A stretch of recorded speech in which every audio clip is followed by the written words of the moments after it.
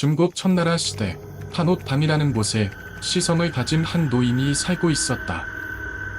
그는 두 아들을 두었고 그 무렵에는 둘째 아들과 함께 살고 있었다.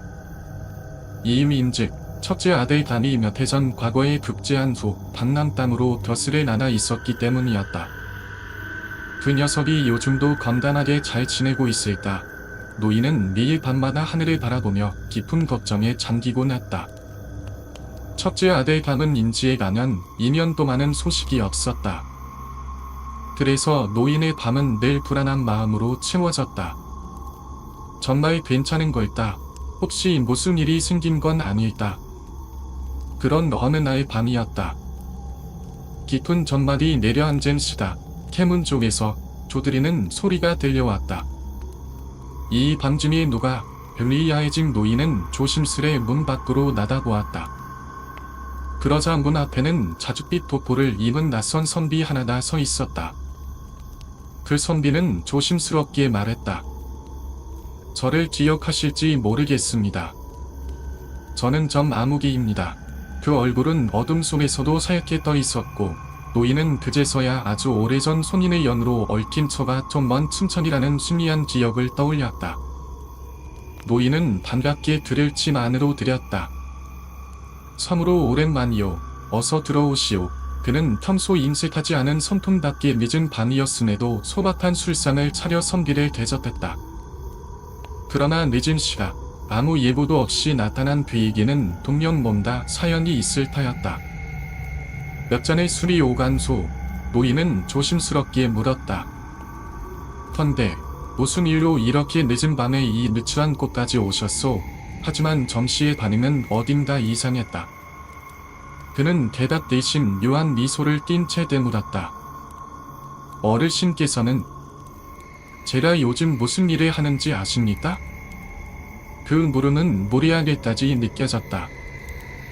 그러나 노인은 차분히 대답했다. 모루. 그러자 정씨는 알 수 없는 미소를 지었다. 그리고 이어진 말은 차마 믿기 어려운 내용이었다. 저는 저승의 관아에서 사역하고 있습니다. 그는 불지로도 한참이나 저승의 풍경과 일을 늘어놓았고 노인은 처음엔 농담으로 넘기려 했지만 그 말들이 머릿속을 떠나지 않았다. 저승의 세계는 이승과 모두 반대입니다. 사람들은 항상 뒤늦게야 죄를 깨닫지요. 그날 밤 노인은 침상에 누워 한참을 뒤척였다. 머릿속에는 정씨의 말들이 맴돌았다. 그가 정말 저승의 관리를 하고 있는 걸까? 그러던 중 갑작스레 방 안에서 소리가 났다. 노인이 문 쪽을 바라보자 아따의 자줏빛 도포를 입은 정씨가 그 어둠 속에 가만히 서 있었다. 그는 조용히 말했다. 아따 보니 믿지 않으시면 눈치던데 어르신께 진귀한 점을 보여드려도 괜찮겠습니까? 그 말에 노인의 마음은 서서히 두려움으로 바뀌었다. 쉽게 대답하지 못하고 머뭇거리는 사이 정씨는 미끄러지듯 다가와 그의 손목을 붙잡았다. 따라오시지요. 그 순간 노인은 마치 실에 매달린 인형처럼 그의 손에 이끌려 밖으로 나왔다. 정씨는 마당으로 향하는 문 앞에 섰다. 문을 열자 그 너머로는 모임이 한 번도 본 적 없는 세계가 펼쳐졌다.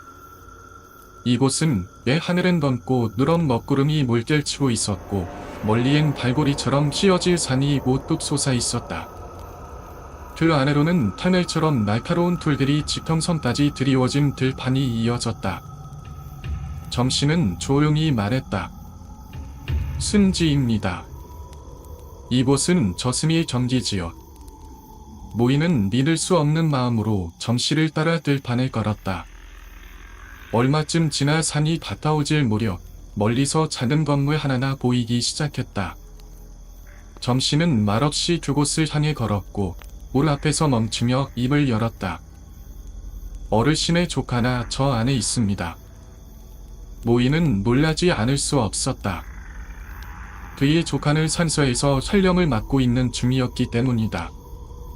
말도 안 돼요. 내 조카나 어찌 이곳에 있단 말이요. 그러자 정씨는 조용히 말했다. 믿기지 않으시면 직접 확인해 보시지요. 노인이 안으로 들어서자 양옆으로 길게 늘어선 깃발 사이에 그의 조카가 실제로 앉아 있었다. 노인은 믿을 수 없다는 듯 하나나 이유를 묻고자 했다. 그러나 점씨가 그의 소매를 잡으며 말했다. 더 흥미로운 것이 있습니다. 한번 보시겠습니까? 그의 얼굴에는 술자리에서 보았던 그 끔찍한 미소가 떠올라 있었다. 노인은 그 기묘한 분위기에 사로잡혀 감히 손길을 뿌리치지 못하고 다시 점씨를 따라 또 다른 곳으로 향하게 되었다. 그들이 도착한 곳은 음습한 계곡 어귀였다. 사방은 어둠에 잠겨 있었고 지붕과 기둥마다 짐승이 형상이 빽빽이 조각되어 있었다. 아름답다기보단 무섭고도 기괴한 곳이었다. 이곳엔 누가 있어?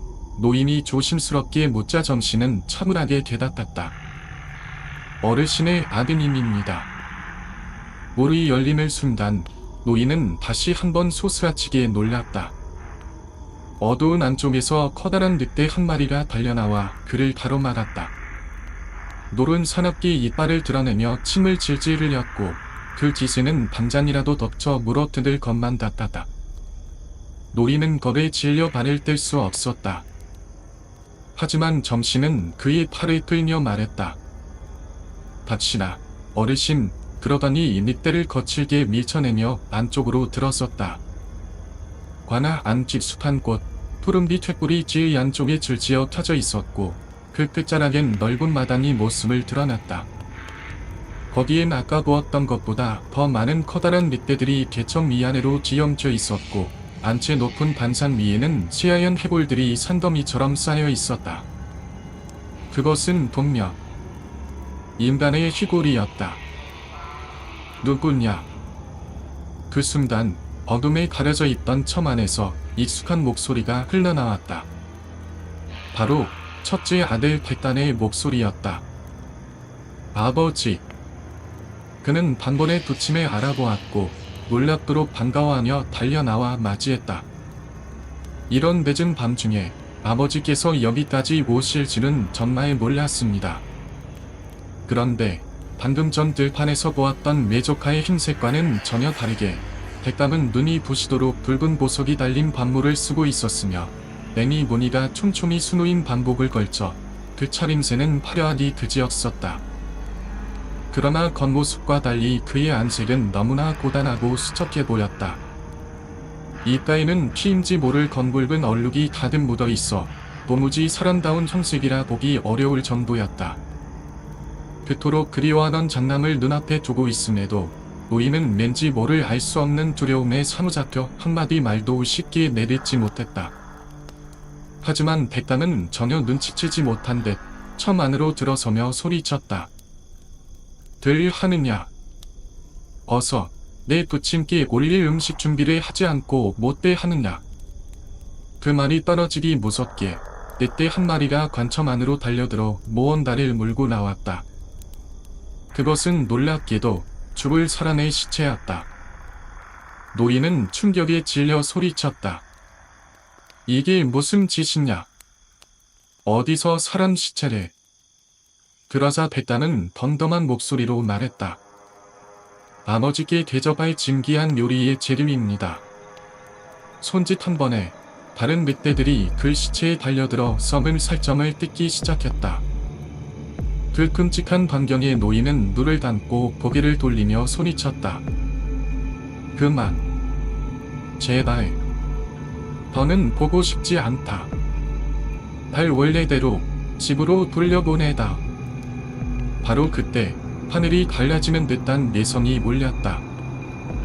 그리고 돈만 마당 가운데로 푼둔빛 형체가 하늘에서 떨어졌다. 그 모습은 마치 신의 사자처럼 온몸을 푼둔빛 밧줄로 두른 두 명의 모사였다. 백담은 그 순간 놀라 지절할 듯 몸을 돌려 도망쳤다. 그러나 모사들의 손놀림은 번개 같았다. 팔을 휘두르자 그 파장에 의해 백달의 몸이 그대로 날아다 버렸다. 한 모사가 소리춤에서 오라 들마렴줄을 꺼내 객갈의 몸을 휘감자 그는 처절하게 발버둥쳤다. 그러는 사이 그의 형상이 일그러지며 사람의 모습을 잃고 날카로운 이빨을 드러낸 한 마리의 호랑이로 바뀌었다. 이게 무슨 일이란 말인가. 그 모사는 호랑이의 입을 받고 서더니 팔을 높이 들어 올렸다. 순식간에 아들이 죽음의 문턱에 서자 노인은 기명을 지르며 모사 앞을 막아섰다. 도끼, 제 아들만은 살려주십시오. 모사는 잠시 멈칫했지만 곧 억센 팔로 노인을 밀쳐내며 소리쳤다. 하늘의 명을 버려가면 그래 또한 모사치 못할 것이다. 그때 뒤편에 서 있던 또 다른 모사가 뭔가를 떠올린 듯 황급히 소리쳤다. 잠깐. 질은 자르지 말게. 저 부탄을 들어준 건 어떻겠나. 어차피 내년 4월에 일이 있지 않은다. 그러자 칼을 들고 있던 모사는 손가락으로 날짜를 휘하려 보더니 고개를 끄덕이며 팔을 내렸다. 알겠네. 하지만 그때까진 악행을 저지르지 못하게 이 아다리만 보수하세나. 말을 마친 두 모사는 각각 커다란 망치를 꺼내들었다. 그리고는 호랑이의 입을 향해 사정없이 망치를 내리쳤다. 강렬한 충격과 함께 호랑이의 이빨은 산산이 부서졌고 그 조막들은 비처럼 흩어져 마당에 떨어졌다. 노인은 그제서야 정신을 차렸다. 식은땀을 흘리며 눈을 떴을 때 그는 혼자 침상에 누워 있었다. 밤하는 고요했으며 아들도 무사도 사라진 뒤였다. 꿈이었나. 하지만 그 생생함은 도무지. 그러나 그때 방 건너편에서 문이 띠걱거리는 소리가 들려왔다. 바로 꿈에서 정씨와 나섰던 그 문이었다. 노인은 몸을 일으켜 조심스레 문 밖을 내다보았다. 멀리 자줏빛 복고를 입은 형체가 등을 돌리고 떠나고 있었다. 다음날 노인은 날이 새자마자 둘째 아들을 불렀다. 반밤에 이상한 꿈을 꾸었다. 희씨 형에게 경고가 생긴 듯하구나. 직접 가서 데려오도록 하여다. 둘째 아들도 몹시 놀랐고 아버지의 편지를 품고 급히 강남으로 향했다. 시간이 흘러 둘째는 마침내 강남댐에 도착했다. 하지만 그의 눈앞에 펼쳐진 풍경은 듣던 바와는 전혀 달랐다. 기욱하다는 말이 모색하게도 길가에는 굶어 죽은 시체가 즐비했고 노력에 시달리는 자들의 기명 소리만이 공기를 채우고 있었다. 불길한 마음을 억누르며 형의 관절에 도착한 둘째는 더더욱 이상한 기운을 느꼈다. 형은 들어왔다는 말을 듣고도 마중도 하지 않고 곧장 안채로 불러들였기 때문이었다. 방 안에 들어서자 대담은 침상에 누운 채 들을 맞았다. 가까이서 그 모습을 볼 순간 둘째는 등골이 서늘해짐을 느꼈다. 형의 입가에는 피에 젖을 수건이 되어져 있었고 앞니는 모조리 부서져 있었다. 형님, 이게 도대체 어찌된 일이요? 놀란 둘째가 묻자 대담은 낮고 고통스러운 목소리로 대답했다. 얼마 전 술에 취해 만에서 떨어진 날. 그 바람에 이 앞니들이 다 깨져버렸지 뭐라. 그가 만에서 떨어진 날을 따져보니 바로 아버지 대웅이 될 기묘한 꿈을 꾸었던 날과 정확히 일치하고 있었다. 심상치 않은 일이 벌어지고 있음을 확신한 둘째는 더는 지체할 수 없었다. 그는 급히 아버지의 편지를 꺼내 건넸고 대담은 편지를 읽어내려가다가 얼굴이 종이장처럼 청백해졌다. 하지만 그는 애써 웃음을 지으며 말했다. 겨우 이런 일로 여기까지 왔단 말이냐. 아버지께서 심약하셔서 괜한 헛꿈을 꾸신 모양이지. 그 순간 둘째의 시선은 무언가에 이끌리듯 형의 뒤편을 향했다. 그곳에는 색색이 물든 붉은 천이 가득 쌓여 있었다. 하나하나 사마와 보석으로 장식된 화려한 잣들과 산처럼 쌓인 보화들은 치로 본 적 없는 진귀한 것들이었다. 그러나 이 찬란한 사치의 세계는 바깥에서 굶주림과 병고로 신음하며 죽어가고 있는 백성들의 처참한 현실과는 너무도 극명하게 대비되었다. 백담은 이미 그 고을의 명자리까지 올랐으나 들치이로는 결코 만족할 수 없었다. 그는 더 높은 자리, 더 많은 권력을 발망했다. 이에 그는 권세 높은 고관들에게 뇌물을 바치기 위해 편의 백성들을 가혹하게 수탈하고 학점을 일삼았다. 그의 눈에는 백성이 아니다. 오직 출세를 위한 수단만이 보일 뿐이었다. 이 모든 질시를 눈으로 확인한 둘째 아들은 참담할 심정으로 형을 붙들고 간청했다. 형님, 제발 돛을 내려놓고 함께 돌아갑시다. 이대로 가난한 하늘의 벌을 취하지 못하실 것입니다. 하지만 백단은 동생의 말을 들으려 하지 않았다. 오히려 분노하며 그를 꾸짖었다. 너와 아버지는 시골에 박혀서 세상 물정을 모르고 있구나. 세상의 이침은 그런 게 아니야. 관리의 승진과 자처는 백성이 결정하는 것이 아니다. 다 고관들의 손에 달린 거다. 아무리 백성을 합쳐맞자 이꾼들이 나의 마음에 들어하지 않으면 무슨 소용이 있겠느냐? 그는 좌우에 명하여 동생을 모질게 내쫓았다. 둘째는 포기하지 않고 형의 관절을 거듭 찾아났으나 백담은 더는 그를 만나주지 않았다. 매일 밤 백담의 짐을 드나드는 자들은 오직 뇌물을 들고 오는 자들 뿐이었다. 결국 둘째는 빈손으로 돌아올 수밖에 없었다. 며칠 뒤 어두운 표정으로 집에 돌아온 둘째를 본 노인은 조용히 눈물을 훔치며 탄식했다. 이제 될 수 없구나. 우리에게까지 화가 미치지 않기를 바랄 뿐이다.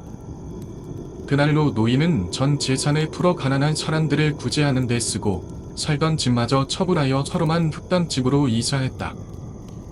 그리고 날마다 하늘에 길었다. 불효 자식이 업보가 자신과 남은 가족들에게까지 퍼지지 않도록 그저 그것만을 간절히 기도했다. 그러던 어느 날 급한 전보가 도착했다.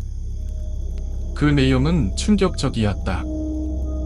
그 소식을 들은 계웅은 주저앉고 말았다.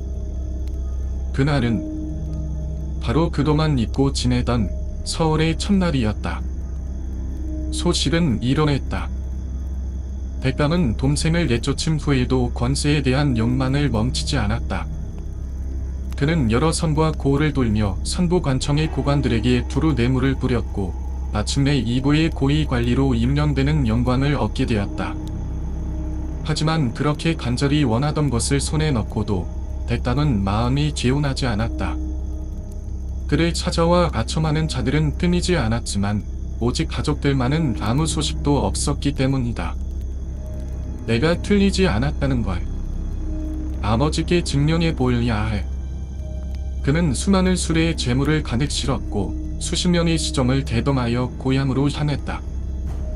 그렇게 얼마난 길을 나선 어느 날 인적 드문 섬길을 지나던 중이었다. 그때 갑자기 큰 성이 들려왔다. 그리고 숲을 뒤에서 한 무리의 사람들이 그의 앞을 가로막았다. 우리의 피와 살을 따라 잘도 출세했구나. 그들은 백단의 시탄에 둘만을 품은 단란의 백성들이었다. 그들은 한꺼번에 그에게 달려들었다. 조금 전까지만 해도 혀처럼 굴던 시종들은 모두 도망쳤고 백단은 순식간에 고립되었다. 분노에 찬 백성들은 그를 끌어내며 밀쳤다. 너희 목으로 백성들의 원한을 씹겠다. 그중 한 사람이 나서 칼을 높이 들고 3번 내리쳤다. 백단의 머리는 땅에 굴러떨어졌고 그의 몸은 티에 잠겼다. 분노한 백성들은 그가 죽은 후에도 그 곁을 맴돌며 시종들 중 눈에 띄는 자들을 족족대었다. 그리고 그의 재물을 나눠 가지곤 말을 타고 자리를 떠났다. 그중 유일하게 살아남은 시종 하나만이 반심이 백공의 집까지 도달할 수 있었다. 이야기를 들은 노인은 고개를 떨구고 조용히 눈물을 흘렸다. 그러고는 말했다. 비신의 노려움이 그 자신에게만 미쳤으니 이는 하늘이 우리 집안에 지켜주신 은덕이로다. 그는 향을 튀어 하늘과 점씨를 향해 감사의 제를 올렸다. 그러나 다음날 밤 다시 누군가 문을 두드리는 소리에 잠에서 깼다. 그 순간 점씨가 찾아왔던 날이 떠올라 배웅은 가슴이 철렁 내려앉았다. 문을 향해 조심스레 달아닫고 가까워질수록 누군가의 거친 숨소리가 점점 뚜렷해졌다. 문 앞에 이른 그는 잠시 멈칫하더니 떨리는 손으로 문을 열었다. 그곳엔 맹산에 하나라 등을 돌린 채 서 있었다. 누구시오? 혹시 전 선생이시여? 그 순간 들사내는 숨을 몰아쉬던 걸 멈추더니 힘겹게 고개를 돌렸다. 노리는 곧바로 쇳불을 들어 그의 얼굴을 뒤쳤다. 그리고 그 모습을 보자 그는 숨이 멎을 듯 충격에 빠졌다. 사내는 고개가 쭉 꺾인 채 흠을 튀고 있는 백답이었다. 도적들에게 목이 되어 진흙탕에 버려졌던 백단의 시신. 그는 지른 죽은 자신의 몸 곁에 선 채 스스로를 바라보고 있었다.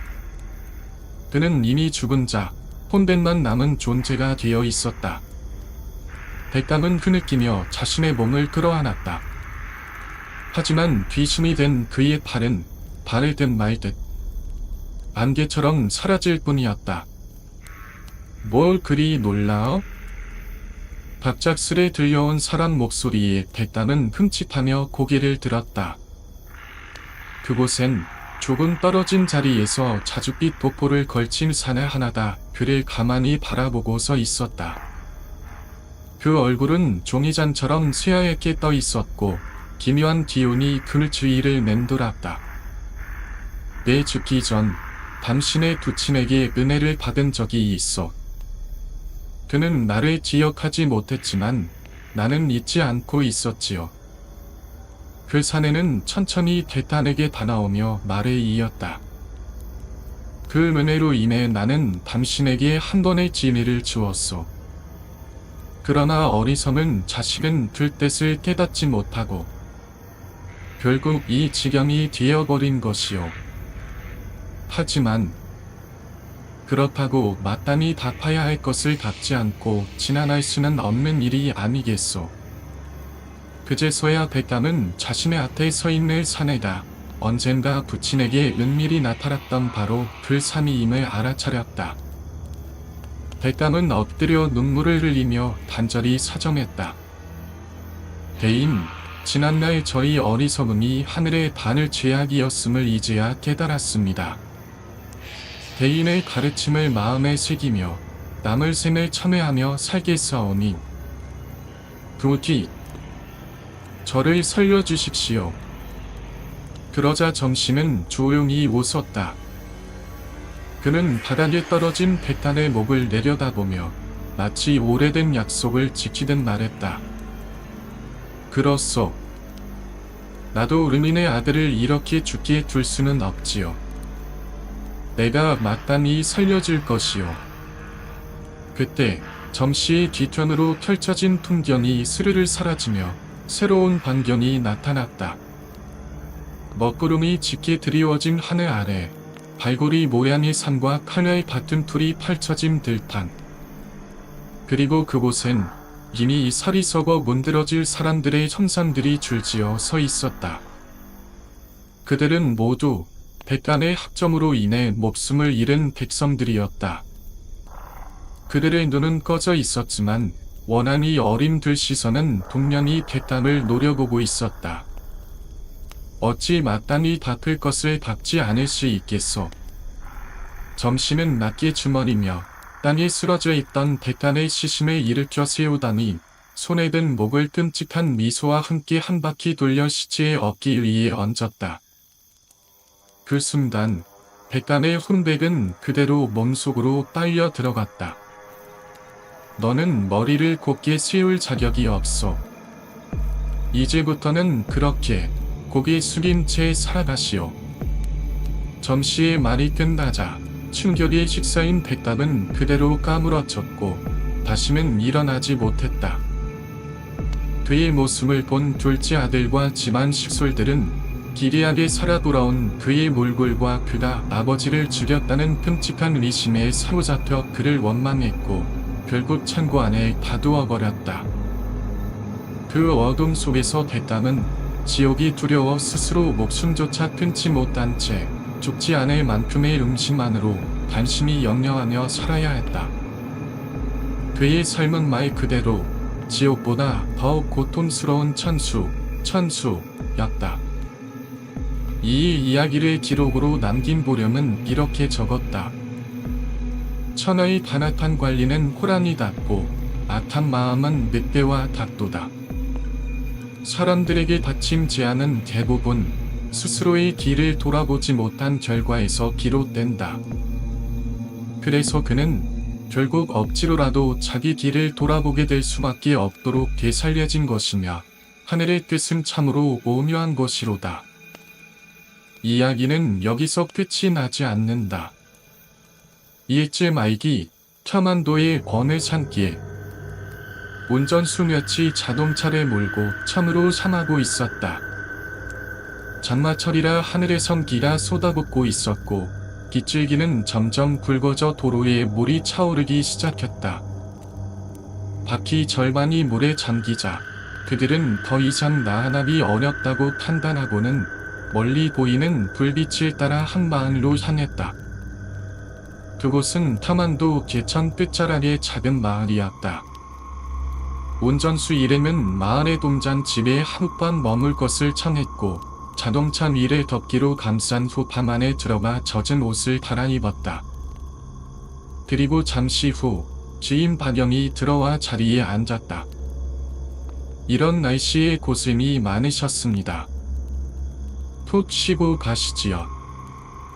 박영은 운전수들을 따뜻하게 맞이했지만 그의 표정은 어딘지 모르게 무거워 보였다. 창가에 앉아 바깥을 바라보던 박영은 손님들과 어울리기보다 혼자 먼 생각에 잠겨 있는 듯했다. 이에 한 운전수가 물었다. 노인장, 무슨 걱정이 그리 많으신가? 그때서야 박영은 꿈에서 깨어난 듯 고개를 돌리며 한숨을 내쉬었다.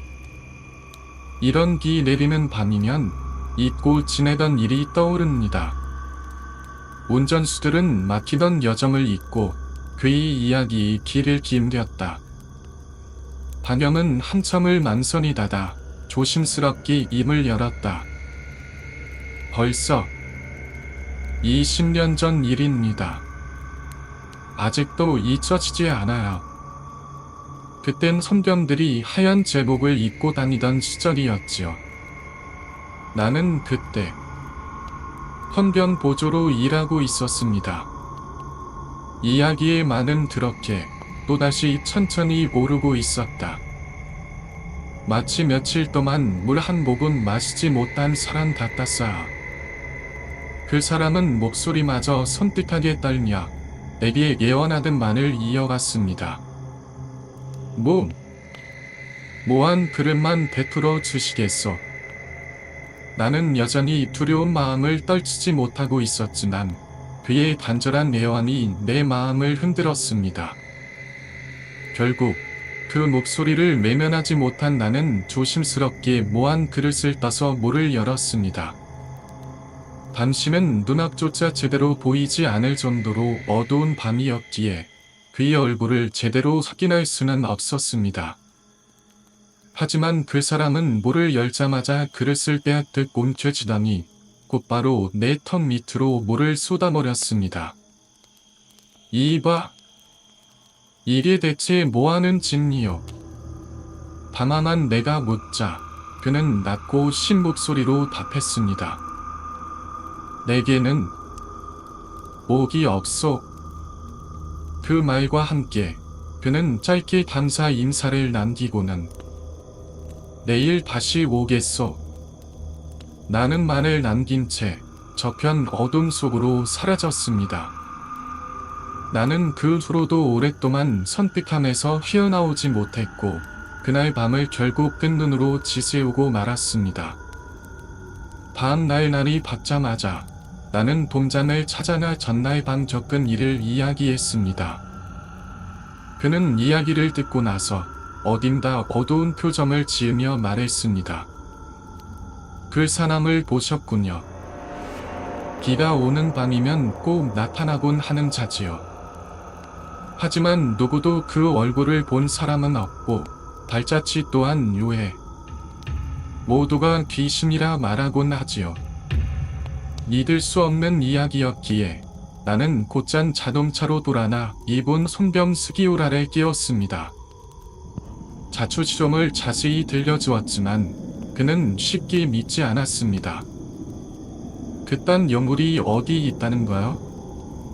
상식적으로 생각해봐도 말이 안 되지 않소. 나는 단호하게 말했습니다.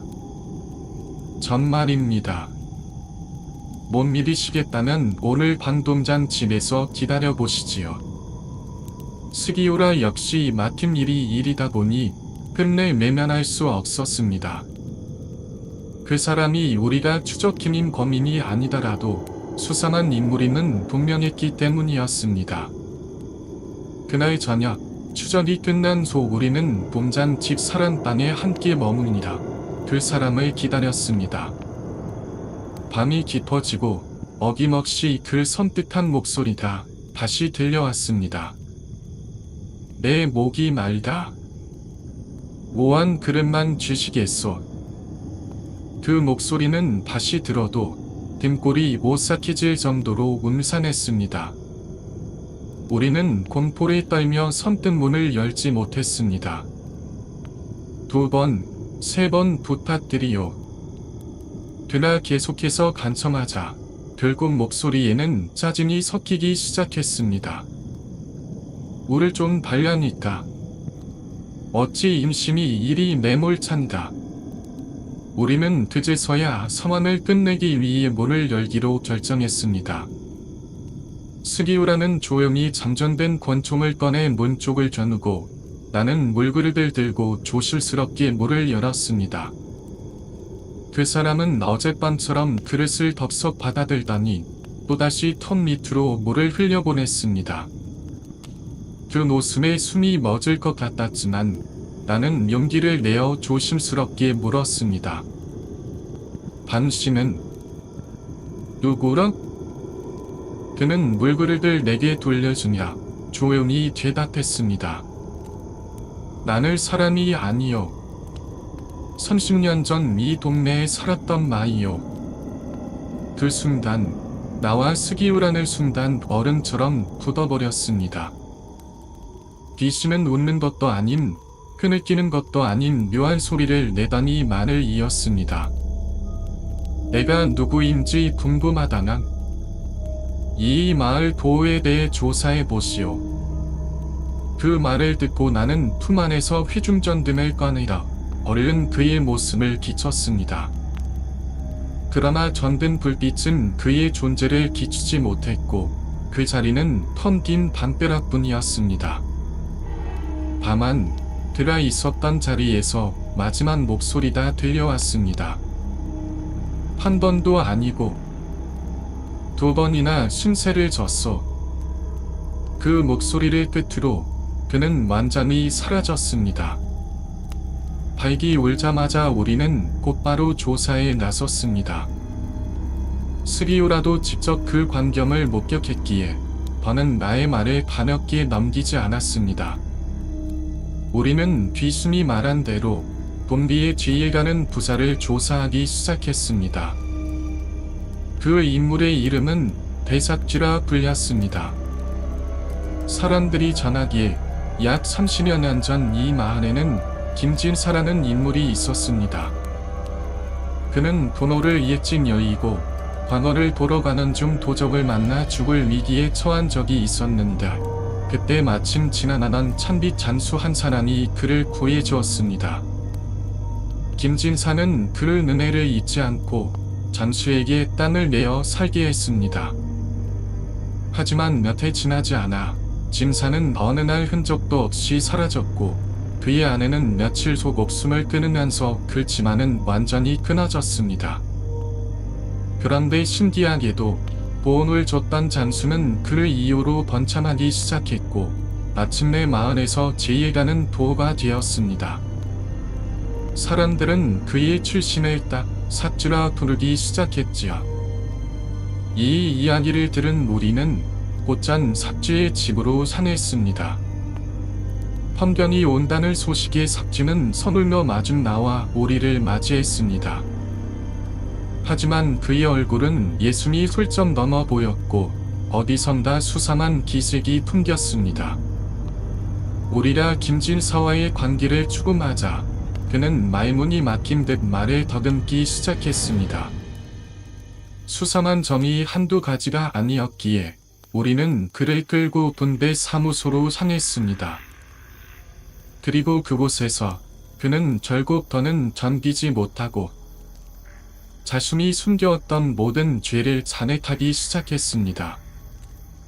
30년 전 대씨는 고향에서 사람을 죽인 뒤 사주 땅을 피해 도망쳐 나와 참기 잔손임세를 하며 떠돌이 생활을 하고 있었습니다. 그러던 어느 날 밤에도 동산 도구를 지나던 중 갑작스레 들려온 날카로운 기념 소리에 걸음을 멈추었습니다. 보적이라. 기이어 들려오는 수많은 발걸음 소리와 사람들의 진답. 배씨는 순간 놀라 움츠러들었지만 곧 주위를 살피며 조심스레 소리나는 방향으로 달려왔습니다. 그곳엔 어떤 선비가 칼에 찔려 피를 흘리며 길가에 쓰러져 있었고 그의 나귀는 주인을 잃은 듯 불안하게 뛰어다니고 있었습니다. 놀람도 잠시 배씨는 주변을 살피며 생각했습니다.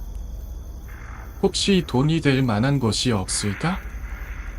그는 곧 선비의 통을 뒤지기 시작했지만 그 순간 선비가 갑작스럽게 기침 소리를 냈습니다. 아직 숨이 붙어 있었던 것입니다. 순간 양심이 스친 배씨는 망설임 끝에 선비를 나귀에 태워 근처 성기술의 인다로 향했습니다. 다행히 상처는 깊지 않았고 응급처치 후 리완을 불러오니 선비는 곧 정신을 차렸습니다. 선비는 자신의 목숨을 구해준 배씨의 손을 잡고 말했습니다. 저는 개천 딴사람 지마무기다. 형님이 아니었으면 이 목숨 오늘로 끝냈을 뻔했소. 이 은혜를 갖고 싶으니 급하지 않으시다면 저와 함께 개천으로 가지 않으시겠소? 오랜 떠돌이 삶에 지쳐있던 배씨는 그의 제안을 받아들였습니다. 그렇게 두 사람은 인연을 맺게 되었고 그 선비는 바로 김진사였습니다. 김진사는 목숨의 은인인 배씨를 아끼고 신뢰했습니다. 집과 땅을 내어준 것은 물론 아내까지 맡게 해준다. 배씨가 떠돌이 생활을 접고 정착할 수 있도록 도와주었습니다. 하지만 배씨는 겉으로는 감사한 체했지만 그의 눈빛엔 날마다 욕심의 불꽃이 살아있었습니다. 그러던 어느 가을 밤 배씨가 건너 마을을 다녀오다 김진사 댁 뒤편 솔반에서 수상한 기척을 느꼈습니다.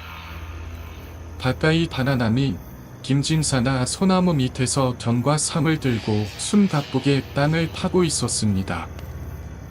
배씨는 숨을 죽이고 몰래 그 장면을 지켜보았습니다. 이윽고 땅속에서 커다란 하마리 하나가 목숨을 드러냈고 김진사는 조심스레 뚜껑을 열고 그 안에 꾸러미 하나를 넣었습니다. 그리고는 다시 뚜껑을 닫고 흙을 덮어 은밀히 숨겼습니다. 그 광경을 본 배씨는 예전 마을 사람들 사이에서 들었던 이야기가 떠올랐습니다. 김진사 댁에 도둑이 들었지만 도둑이 가져간 것이 없었다더군. 혹시 어른께서 재산을 따로 감춰두신 건 아닐까? 바로 이곳이 김진사나 비밀스럽게 보안을 숨겨둔 장소라 확신한 배씨는 욕망에 사로잡혀 곧장 짐으로 달려가 삽을 들고 나왔습니다. 그의 머릿속엔 이제 은혜나 미리는 없었습니다. 오직 나도 부자나 되어야 한다는 판육뿐이었습니다. 왜 나는 평생 남 밑에서만 살아야 하지? 이걸 내가 가지면 나도 부자나 될 수 있어. 내씨는 밤의 정적을 뚫고 숨을 몰아쉬며 무덤처럼 벗긴 흙을 파헤쳤습니다. 얼마 지나지 않아 하나리 뚜껑이 다시 드러났고 그는 떨리는 손으로 뚜껑을 잡아들려 하던 차이다. 누군가 그의 등을 툭 하고 두드렸습니다. 뭐 하는 기다. 침착하지만 슬픔이 어린 목소리였습니다. 길을 돌아보니 거기엔 다름 아닌 김진사가 서 있었습니다. 대씨는 몰라 하마터면 구덩이로 굴러떨어질 뻔했지만 곧 정신을 가다듬고 조금의 망설임도 없이 들고 있던 점을 휘둘렀습니다. 보적이다. 김진산을 쓰러지며 고함쳤고 대씨는 그의 입을 막기 위해 그대로 그를 덮쳐 목을 조르기 시작했습니다. 김진산은 풀수미에서 숨막히는 고통에 몸부림치며 대씨의 얼굴을 바라보다 이내 힘없이 고개를 떨어뜨렸습니다. 숨이 멎은 김진사를 땅바닥에 내던진 대씨는 거친 숨을 몰아쉬며 마침내 하나리 뚜껑을 열었습니다. 그 안에는 예상대로 금은 보화가 가득 쌓여 있었습니다. 그는 넋을 잃고 한참이나 그것을 바라보았습니다. 그러던 중 갑작스럽게 번개가 하늘에 닿았고 길을 찢는 천둥 소리가 울리며 장대리가 쏟아지기 시작했습니다. 그제야 대씨는 정신을 차렸고 김진사의 시신에 하나리에 조용히 넣기 위해 목에 줄을 매단 채 끌어내렸습니다. 원래는 도망칠 생각이었으나 엄청난 재물을 손에 넣은 대씨는 마을에 남기로 마음을 바꾸었습니다. 김진사가 사라졌으니 그 자리를 개심할 기회라 여겼기 때문입니다. 그는 결국 김진사의 명성과 지위마저 차지하게 되었고 시간이 흐르면서 점점 더 무서운 사람으로 변해갔습니다. 심지어 김진사의 처마 자신을 의심하는 기색을 보이자 그는 그녀를 찾아나 모욕을 주고는 스스로 목숨을 끊게 만들기까지 했습니다. 결국 김진사는 은혜를 베푼 자에게 뒤심당하고 목숨을 잃고 가족마저 몰락하며 집안의 대까지 끊기는 화를 당하게 된 것입니다. 그렇게 한 사람의 탐욕이 불러온 파국은 조용히 그러나 차디찬 기처럼 마을 위에 내려앉고 있었습니다. 하지만 그는 그 모든 것을 얻었음에도 단 하루도 마음 편한 날이 없었습니다. 그가 김진사의 시신을 못단 그날처럼 비가 내리는 날이면 어김없이 마을에는 정체불명의 귀신이 나타났다는 소문이 떠돌곤 했습니다. 좋을 옷을 입고 진수성찬을 앞에 두고도 대씨의 마음은 마치 다시만석 위에 앉아있는 것처럼 늘 불안하고 조마조마했습니다. 누구에게도 진실을 털어놓지 못한 채 내일 밤 혹시 오늘 밤 귀신이 나를 찾아오지는 않을까 하며 마음 졸이며 살아온 세월이 무려 30년. 근심과 공포에 짓물린 그의 얼굴은 점점 피골이 성적해졌고 마치 김진사의 목처럼 문톡 들어가 흉측하게 변해버렸습니다. 그가 잔액한 장소를 타보자 그 안에는 정말로 김진사로 추정되는 시신이 커다란 하나리 속에 담겨 있었습니다. 살과 가죽은 이미 썩어 사라지고 없었지만 목에 감긴 대나무 줄과 뼈마디 사이에 걸린 새 부적이 여전히 그 자리에 남아 있었습니다. 이야기를 들은 문전씨들은 등골이 오싹해져 아무 말도 할 수 없었습니다. 그 침묵을 깨고 연담은 조용히 말에 이었습니다. 그날 이후로 그 귀신은 다시는 나타나지 않았습니다. 하지만 지금도 비가 오는 날이면 그 모습이 또렷이 떠오릅니다. 환대 과학으론 설명할 수 없을지 몰라도 이건 내가 분명히 직접 겪은 부정할 수 없는 사실이요. 연담의 말이 끝나자 방 안에는 잠시 무거운 침묵이 흘렀습니다. 그러다 조심스레 한 운전수가 물었습니다. 그런데 어르신은 어쩌다 이곳에서 살게 되신 겁니까? 연담은 미소도 눈물도 아닌 골란 얼굴로 대답했습니다. 그날 이후로 나는 바로 손병조씨 일을 그만두었어. 그리고 이곳에서 눌러앉아 살게 되었죠. 바로 그때였습니다. 창밖에 번개가 번쩍 치며 방 안에 잠시 발치다니 땀을 물리는 천둥 소리가 뒤따라 몰아쳤습니다. 방 안에 있던 사람들은 그 소리에 등골이 서늘해지냐 몸을 도르르 떠났습니다. 누군가는 말했습니다. 지금 창밖에 귀신이 서 있는 것처럼 느껴지지 않습니까? 그 무렵 이야기는 전혀 다른 시대로 이어지게 됩니다. 때는 신라시대 내무랑의 증손이자 제21대 임금인 소지왕의 시작. 소지왕은 성품이 어질고 겸손하여 백성들의 존경을 받는 임금이었습니다. 그는 귀족 여인 선의 부인을 만비로 맞아 함께 나라를 다스리고 있었지요. 그러던 어느 날 일관에게 점을 쳐오게 했는데 그 점괘는 매우 불길한 것을 암시했습니다. 기락이 없습니다. 반드시 죽음이 다가올 징조입니다. 부디 모든 일에 조심하시옵소서. 소지왕은 그 말이 마음에 걸렸지만 대수롭지 않게 넘기려 애썼습니다. 하지만 어느 날 천이라는 점자 근처를 지나다 불길한 광경과 마주하게 됩니다. 오를숲이 전막한 가운데 여러 마리의 쥐들이 서로 꼬리를 물고 빙글빙글 원을 그리며 돌고 있었고 그들 위로는 까마귀 여러 마리가 어지럽게 날아다니며 울어대고 있었습니다. 놀라운 것은 그 까마귀들이 쥐들을 잡아먹지 않고 마치 무언가를 알리는 듯 원을 들이며 함께 맴돌고 있었던 것입니다. 소지왕은 그 모습을 열심히 살펴보던 중 그 쥐들 중 한 마리가 자신을 똑바로 바라보는 것을 느꼈습니다. 그리고 그 쥐가 사람의 말로 말했습니다. 이 까마귀를 따라가십시오. 말을 마침 쥐는 다른 쥐들과 함께 순식간에 풀숲으로 사라졌고 까마귀는 하늘로 날아올라 남쪽으로 날기 시작했습니다. 깜짝 놀란 소지왕은 즉시 기사를 시켜 그 까마귀를 따라가게 했습니다. 기사는 말을 달려 까마귀의 길을 쫓았고 기촌이라는 마을 근처에 다다르게 됩니다. 그곳에서 그는 또 다른 기이한 장면을 보게 됩니다. 두 마리의 돼지가 서로 맞붙어 싸우고 있었던 것입니다. 그 생경한 광경에 시선을 빼앗긴 기사. 잠시 후 정신을 차렸을 땐 까마귀는 이미 사라지고 보이지 않았습니다. 기사는 혼란스러운 마음을 달래며 주변을 헤매던 중 어느 커다란 연못가에 이르게 됩니다. 그곳에서 길을 잃고 멍하니 서 있던 기사에게 문득 연못 한가운데서 물결이 달라지기 시작했습니다. 안개 너머로 솟아오른 건 옅은 빛을 머금은 노인이었습니다.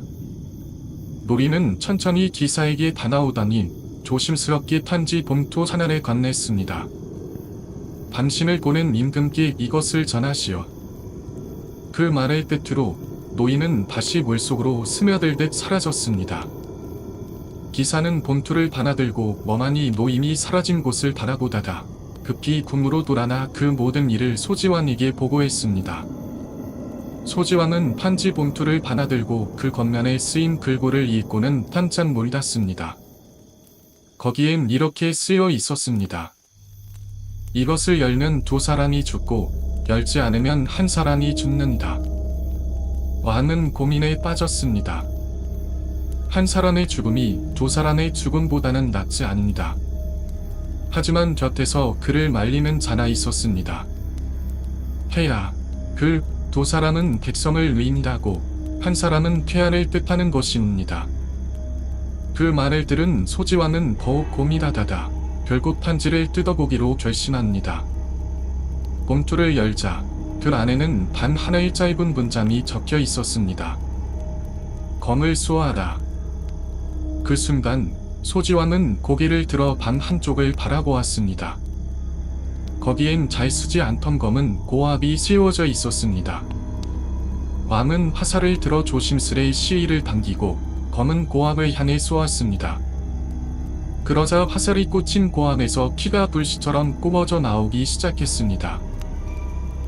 그러한 섬뜩한 광경을 마주한 소지왕은 검은 고가에서 피가 뿜어져 나오자 즉시 그 안을 열어보게 했습니다. 그러자 그 속에는 놀랍게도 두 사람이 숨어 있었으니 궁에 드나들던 한 승려와 왕비 선의 부인이었습니다. 일이 순산치 않을 상황을 직감한 소지와는 두 사람에게 어째서 그 안에 숨어 있었는지를 추궁했습니다. 결국 두 사람은 모든 것을 실토했습니다. 화살을 맞은 자, 곧 승려는 왕비와 몰래 점을 통하고 있었으며 그 사이는 이미 오래전부터 깊었던 것으로 드러났습니다. 그러다 결국 둘은 왕을 암살하고 새 세력을 꾸미려는 음모까지 꾸미게 되었고 마침 소지만이 흰차를 나난 그 틈을 터 왕의 방에 숨어 왕을 죽이려 했던 것이었습니다. 승려는 검은 고가의 뚜껑 안에 숨어 왕의 귀환을 기다리고 있었던 것이지라. 소지왕은 그들을 즉시 처형하였고 그렇게 연못에서 노임이 덧낸 탄지 덕분에 화를 면할 수 있었습니다. 그날 이후 신라에선 매년 첫 대지날, 첫 지날, 천만의 날이 오면 반드시 조심하고 외치를 선다는 통습이 생기게 되었습니다. 또한 길을 알려준 따마니를 지리기 위해 따마니 제사 나이라 부르며 찰밤을 지어 제사를 지내게 되었고 이는 오늘날까지도 전해 내려오는 점월 대보름의 통습으로 남아있습니다. 그 편지를 건넸던 신령한 노임이 솟아오렸던 연못은 편지가 나왔다 하여 서출지 나 불리게 되었고 그 연못은 오늘날 전국 경주 지역에 실제로 존재하고 있습니다. 조선 중기 변방에 이름난 모임이 한 사람 있었습니다. 그는 당연히 뛰어나고 모의에 능해 야인들과의 전투에서 늘 큰 공을 세우곤 했습니다. 하지만 그가 세운 공의 뒤에 받는 보상이 적었으니 이는 그에게 든든한 뒷배가 없었기 때문이었습니다. 그럼에도 그는 그것을 탓하지 않았고 어떤 일이 주어지든 묵묵히 최선을 다했습니다. 그러던 어느 날 함경도의 한 고위 관리가 그를 찾아왔습니다. 질환이 이름 없는 모인에게 높은 관리가 직접 찾아온 것은 이례적인 일이었습니다. 자네에게 좋은 자리가 하나 났네. 아래 고을의 자리가 비었으니 자네가 그 고을 원을 맡아주게. 모인은 의아한 표정으로 물었습니다. 저는 그저 말단 장수에 불과한데 어찌 이런 큰 자리를 제게 주시려는 겁니까? 관리는 모수며 말했습니다. 자네의 용맹함은 몬 함경도에 모르는 사람이 없네. 그런 굳은 일도 많이 해왔으니 이제 대우를 받아야 할 때가 아닙니다. 그러고는 인수소리를 넘긴 뒤 급기 자리를 떠나버렸습니다. 관리의 발길이 사라지자 그 모인에게 곁을 두고 있던 복류 장수가 조용히 다나와 말했습니다. 이제 자네 차례가 된 모양이로군. 모임이 눈을 찌푸리자 복류는 목소리를 낮춰 말했습니다. 그 고을은 몇 년 전부터 괴상한 소문이 돌고 있네. 새로운 원이 보이만한 봄 열흘째 되는 날 귀신이 나타나 그의 목숨을 앗아난다지.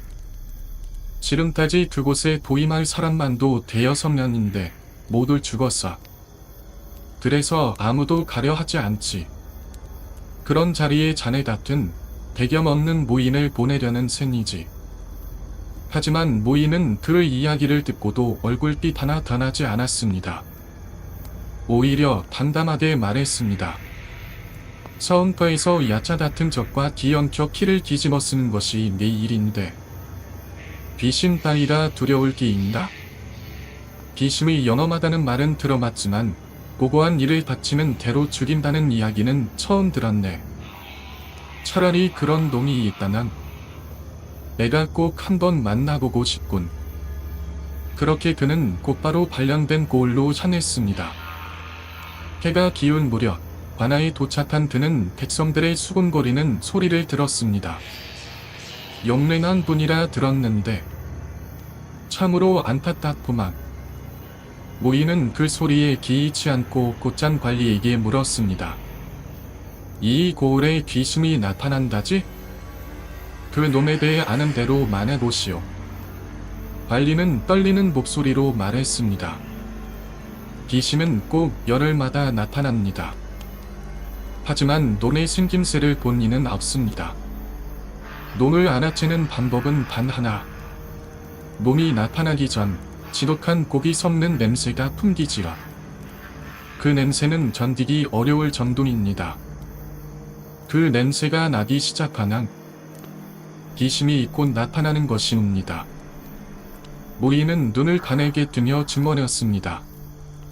냄새다. 그것도 특이하군. 시간이 흘러 과연 저녁이 가까워지자 어디선가 고기 썩는 지독한 악취가 풍기기 시작했습니다. 가만히 앉아 있어도 머리가 어지럽고 시 하나 흐려질 정도였습니다. 그 냄새는 날이 갈수록 짙어져 갔고 열흘째 되는 날 아침, 관아의 관리들은 하나둘씩 짐을 싸며 도망치기 시작했습니다.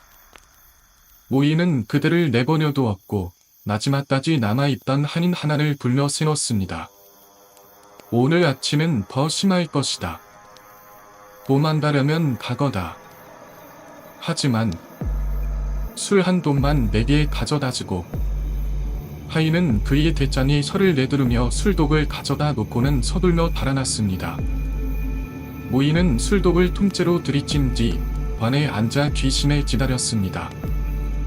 해가 저물고 밤이 찾아오자 관 안에 짙은 안개가 튀어올랐습니다.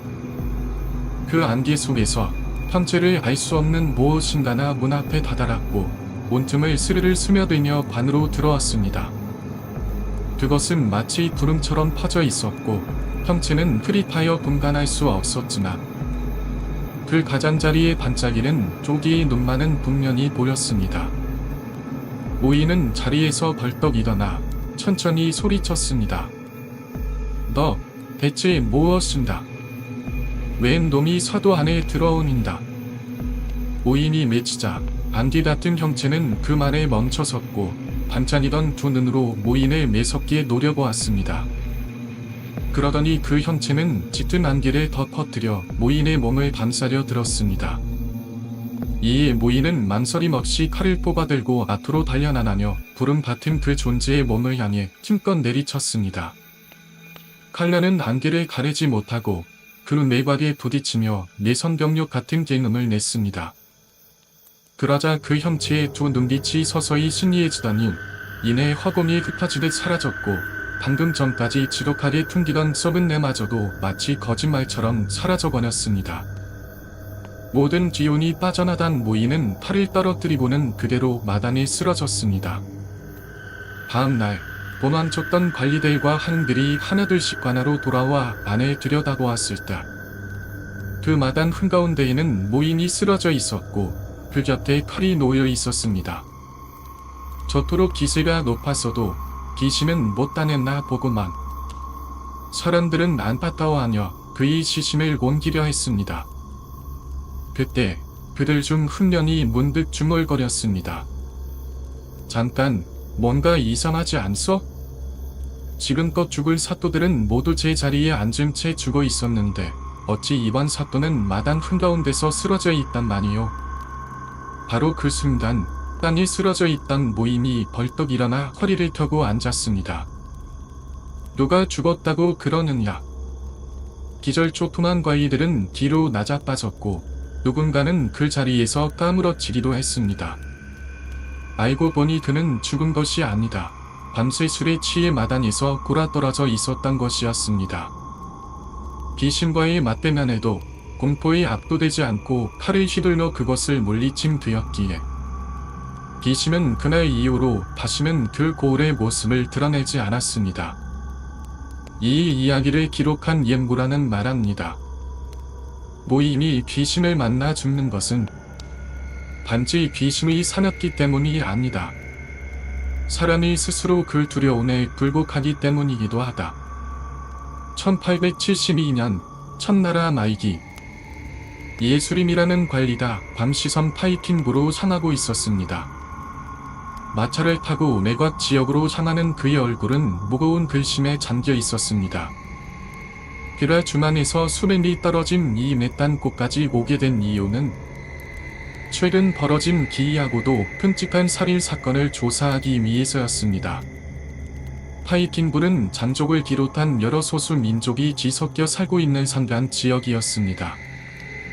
그런데 얼마 전 이족 사람들이 산에 들어갔다가 살해당한 채 발견되는 사건이 발생한 것이었죠.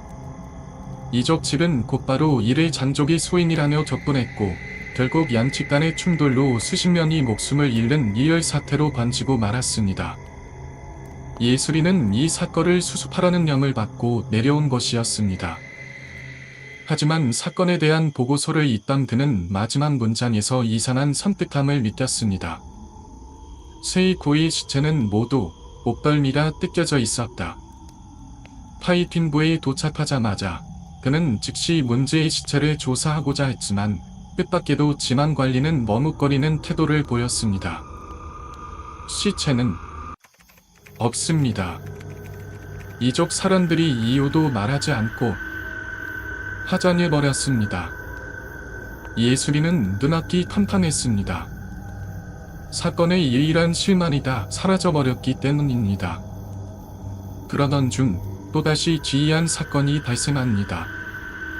이번엔 바이족의 한 남성이 죽은 채 발견되었고 그의 시신 또한 덜투덜투 목덜미가 찢겨져 있어 덜투덜투는 통통점이 있었습니다. 예술이는 급히 시체를 가져와 부검을 지시했고 그 결과는 충격 그 자체였습니다. 이건 사람이 아닙니다. 시체는 얼핏 보면 사람처럼 생겼지만 원몸은 기이한 구멍들이 뚫려 있었고 허리는 활처럼 뒤틀려 있었습니다.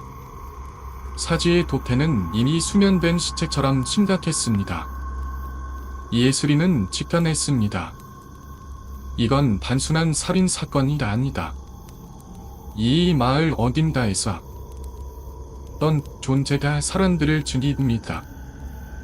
그는 마을 사람들의 하나하나 조사하기 시작했고 동시에 주머니의 무당, 도사, 비의 연구자들을 불러들이기 시작했습니다.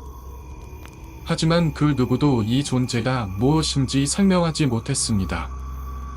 수개월이 지나도록 사건은 이곳 속을 맴돌았고 예술이는 지칠 대로 지쳐 있었지만 포기하지 않고 조사를 계속 이어갔습니다. 그러던 어느 날 한술 취한 일꾼이 기이한 이야기를 들려주었습니다. 며칠 전 그 이상한 시체를 봤다는 소문을 듣고 찾아왔는데 딱 그렇게 생긴 돔을 예전에 봤습니다. 도도에서 러시아대에서 짐을 내리던 중이었죠. 그 일꾼 아육은 당시 항구에서 하역 작업을 하고 있었습니다. 러시아에서 도착한 모욕선이 도착했고 그는 실수로 상자 하나를 떨어뜨렸습니다. 상자가 깨지며 그 안에서 금은보와 같은 값비싼 물건들이 쏟아져 나왔습니다. 그중 하나 유난히 영롱하게 빛나는 목걸이 하나가 아육의 눈에 들어왔습니다.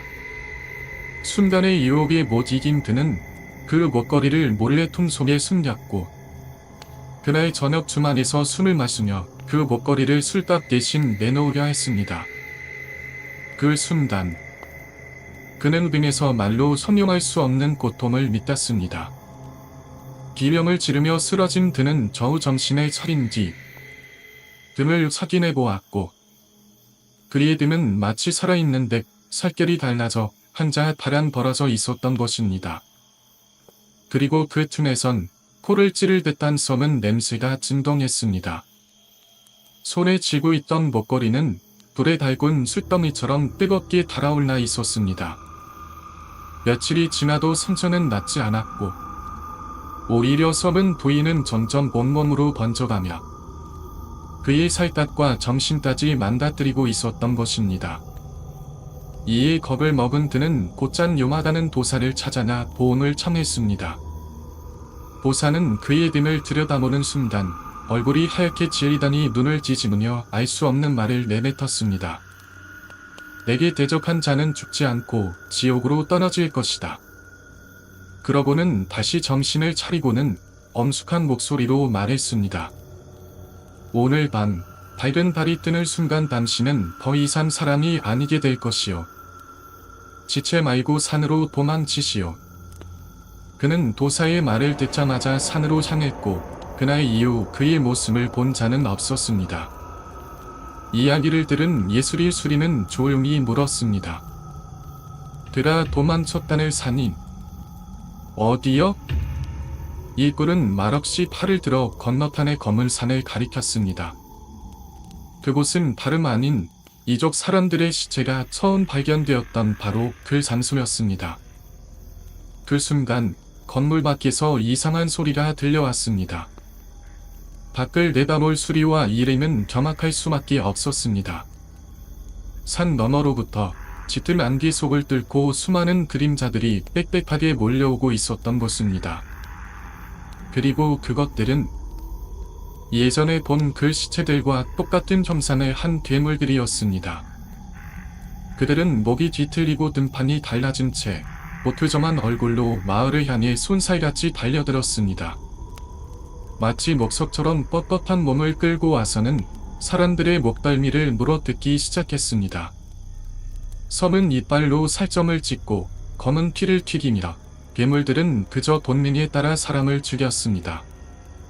마을은 순식간에 아미기환의 식사였습니다. 기념소리가 뒤섞이고 키가 사방으로 찧었으며 도망치다 넘어지는 자들은 단 한 번의 목숨을 잃었습니다. 예술인 수리는 그 와중에도 침착함을 잃지 않고 살아남은 주민들을 이끌고 마을 밖으로 필사적으로 도망쳤습니다. 이튿날 아침, 수리는 소수의 병사들과 함께 다시 마을로 돌아왔습니다. 그곳에는 미처 도망치지 못한 사람들의 시체가 여기저기 흩어져 있었습니다. 그리고 시체들의 공통점.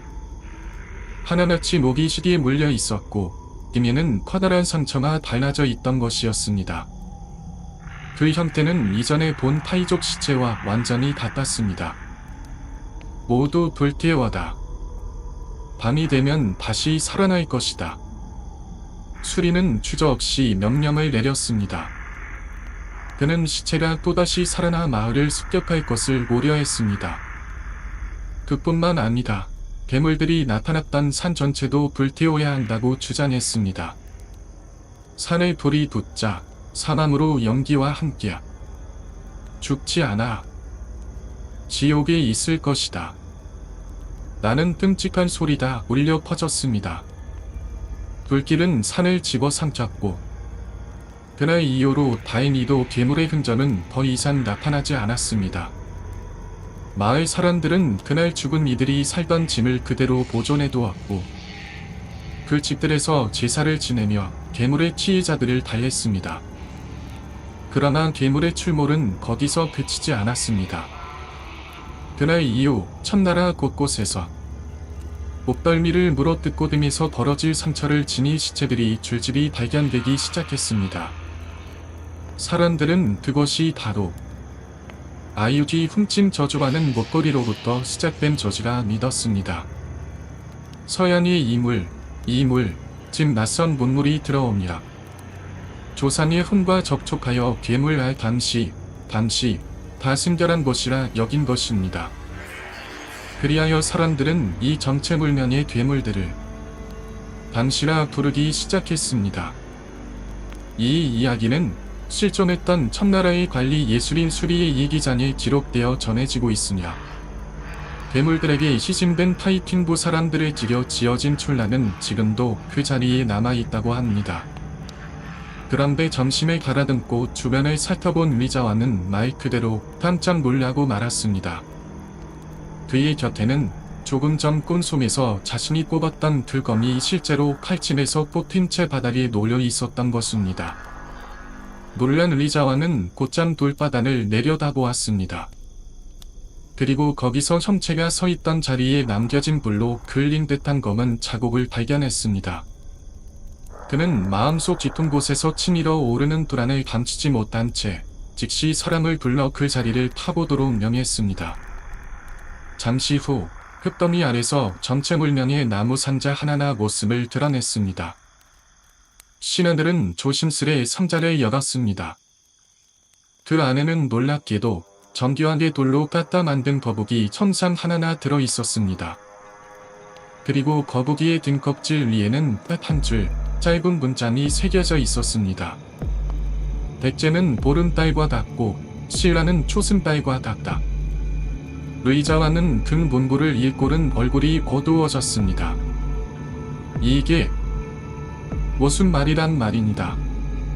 이것이 단순한 이안이 아니라는 것을 직감한 그는 곧장 이름난 무단을 궁으로 불러 그 뜻을 풀이하게 했습니다. 하지만 무단은 거북이를 보자마자 눈에 띄게 얼굴이 붓고 불안한 기세를 감추지 못했습니다. 그는 한동안 아무 말도 하지 못하고 고개만 숙인 채 침묵을 지켰습니다. 그 광경에 리자와는 분노를 억누르지 못하고 외쳤습니다. 어서 말하라. 이게 무슨 뜻인가? 왜 대답하지 못하는 것인가? 그러자 무단은 떨리는 목소리로 조심스럽게 대답했습니다. 보른달은 이미 가득 찼기에 이제는 지울 일만 남은 것입니다. 반면 초승달은 이제 막 솟아오르는 달로 앞으로는 차오를 일만 남았으니 이 말은 곧 대제는 쇠하고 신라는 새롭게 번성할 것이란 뜻이옵니다. 그 말을 들은 순간 의자왕의 귓가엔 단번 꿈속에서 들려왔던 귀신의 섬뜩한 웃음소리가 다시 들려오는 듯했습니다. 그는 크게 노하며 자리에서 벌떡 일어나 미쳤습니다. 닥쳐라. 어디서 그런 불경한 소리를 짓거리는가. 여봐다. 저 요사스러운 자의 목을 단잔 대어라. 무단은 다급히 미쳤습니다. 저는 그저 제가 본 바를 말했을 뿐이옵니다. 그러나 의자와는 듣지 않았고 무단은 결국 왕의 분노 속에 목숨을 잃고 말았습니다. 그날 이후 품 전체는 마치 얼어붙은 듯 차가운 침묵에 휩싸였습니다. 한참의 침묵이 흐른 뒤 조심스럽게 신하 하나가 나서 말했습니다. 폐하, 그 자의 헛된 말은 염려하실 필요가 없사옵니다.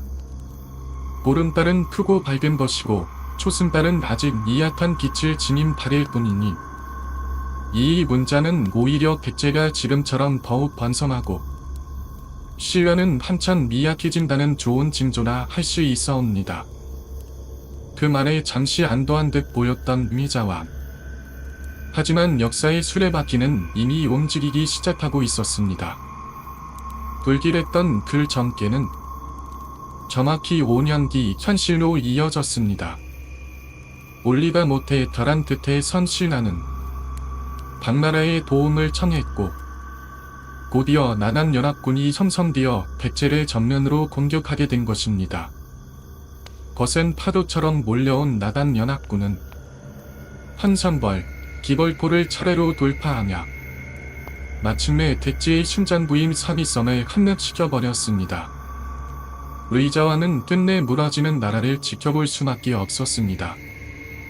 한때 쾌덤의 짐작나 불리며 주문기를 이끌던 그였지만 7년의 통치는 끝내 기륵적 논란의 역사로 남게 되었습니다.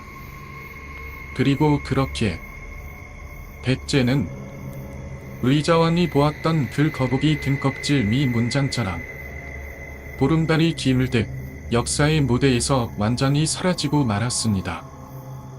후대의 이 이야기를 들은 신하들은 불거북이 문장에서 철환하여 나라의 안녕과 번영을 기원했습니다. 그리고 그 마음을 담아 보름달 모양의 반달떡을 만들어 하늘에 바쳤는데 그것이 오늘날까지 이어지는 송편의 유래로 전해지게 된 것입니다. 그렇다면 그날 밤 의자왕에게 나타난 귀신은 도대체 누구였을까? 그는 정말 저주를 내리러 온 것이었을까? 아니면 이미 쥐울기 시작한 나라의 운명을 막을 수는 없지만 그저 경고하고자 찾아온 존재였을까요? 이 모든 이야기는 삼국사기 백제봉기 의자왕 20년 2월의 기록에 분명히 남아있다고 전해집니다.